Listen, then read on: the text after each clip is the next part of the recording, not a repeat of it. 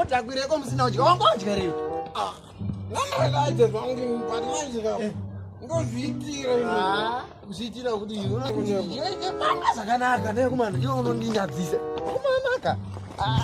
Mukadzi ari pabasa. Shamari, ayo anda kuzokusiya manje. Iwe auronipinza bhizi ngendindiro kujeuta kai.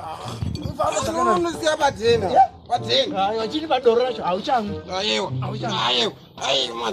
Mufamba ngozviitira ino. Aiwa. Sumuka ni. Ndisumuka. Koma. Sumuka. Akumanaka. Mwana baba. Baba. Waunonipinza bhizi andikuona. Mai Junior ndozisiyesu. Mai Junior. Mai Junior chendi. Mai Junior. Jamani, rara ipa mukadzi wakanokona ari pamwe nani. Haunambobvisa tsvakirai kuno kana mombe yomhai kumba kwedu iyo. Sara. Jamani. Yesu. Nei Baba Junior. Baba Junior. Kwachi.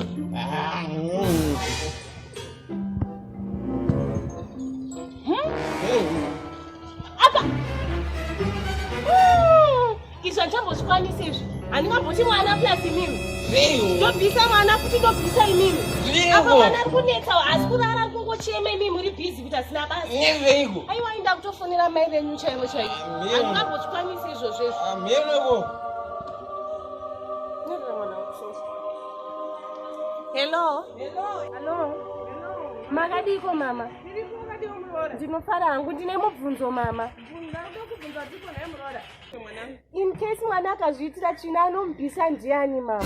Ndamai vati zvenhai mwanangu, utoita mweyo kubereka kamwana. Shuwaka mama, saka in this case mamaka, wenyu ndiye azviitira pano motoona kuti mukasvika nguva ipano. Maini mwana wangu No.